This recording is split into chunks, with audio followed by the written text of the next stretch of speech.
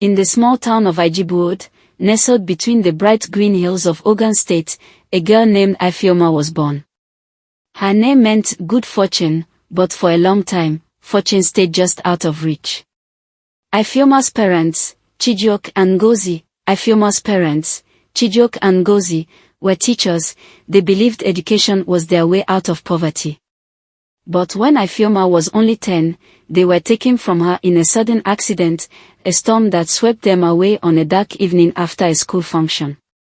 The village of Ijebuode grieved, but none more than Ifeoma. She became a quiet shadow in her grandmother Mama Ada's small home, a home where hope still flickered like a candle in the dark. Mama Ada, though a simple market woman, held Ifeoma close like a princess, wrapping her in small comforts, fresh fruits from the market, a handmade shawl every birthday. And as Ifeoma grew, something else grew too, an invisible thread of favor that followed her, even as she walked the red earth roads. Mama Ada's house was small, mud walls, a thatched roof, a single wooden door that creaked open every morning. But every day, it was filled with light, maybe because of Ifeoma's smile, or maybe because people couldn't help but love her. On market days, the woman would slip extra mangoes into her basket, or the tailor would say, "I give you that dress for free." It wasn't about charity, it was a quiet belief that Ifeoma was meant for something more. Zainab and Lami, too, watched every day, never once feeling envy. They felt like guardians, they would walk every step with her. It was on a Monday, just another school day, but this time, it was the day of the annual literacy competition. Ifeoma, Zainab, and Lami were best friends. They had been inseparable since childhood, long before Ifeoma lost her parents.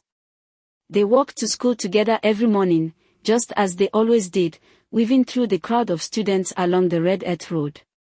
The schoolyard was alive with chatter, friends met up, teachers called out instructions, and the air was filled with the promise of a busy day. During break, the three girls stayed together by their usual bench under the big acacia tree, talking quietly, sharing notes, and encouraging each other.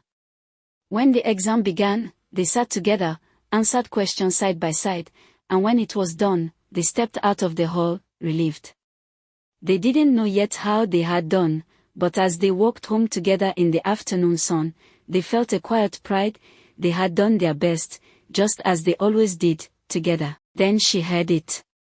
"Lami! Lami!" A boy came running down the path, out of breath. "They've announced it." "Your name?" "Zainab." "Ifeoma." "All of you." Lami dropped the bucket, water splashing into the dust. "What?" she gasped. "You're going to Abuja. You're among the 5 winners." For a second, she just stood there, frozen. Then suddenly, she ran. Barefoot, fast, heart pounding, dust rising behind her. "Ifeoma! Zainab!" she shouted as she ran. "We made it." But when Lami reached Ifeoma's house, she stopped. The scene in front of her made her pause mid-breath. Ifeoma and Zainab were already there. Smiling. Waiting. "We had it already," Zainab said proudly, arms wide. Lami screamed, half laughing, half crying. "So nobody waited for me?" Ifeoma stepped forward and grabbed her hand. "We waited for this moment." And then it happened. The 3 of them burst into dance right there in the open yard. Neighbors came out. Drums started somewhere in the distance. Children clapped.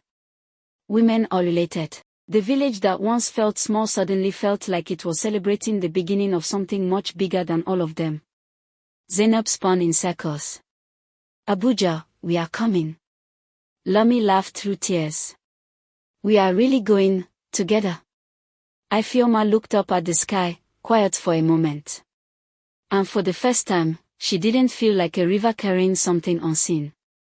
She felt like the river had finally found its direction. Earlier that same day, before the announcement, the sun had been slow and golden over the village. Under the big mango tree near Ifeoma's house, the 3 girls sat close together. The branches swayed gently above them, dropping the occasional ripe fruit with soft thuds into the grass. Zainab leaned back, full of energy as always. If I go to Abuja, I want to become someone people listen to. Maybe a lawyer. Or even a speaker in big places. Lami hugged her knees, thoughtful as ever. I just want to plan things. Real things. Like building schools, or organizing programs that help people learn better. Then both of them turned to Ifeoma. She was quiet for a moment, watching the wind move through the leaves. I don't know yet, she said softly. But I want my words to matter. Not just here, everywhere. I want people to feel something when they read what I write. Zainab smiled. Your words already feel like that. Lami nodded. Like they're hiding something big inside them. Ifeoma looked down, almost shy. Maybe Abuja will help me find it. They all laughed softly after that, like they were not just talking about the future, but stepping into it little by little. A mango dropped suddenly, making them jump. Zainab laughed. That one is definitely telling us to hurry up and become great.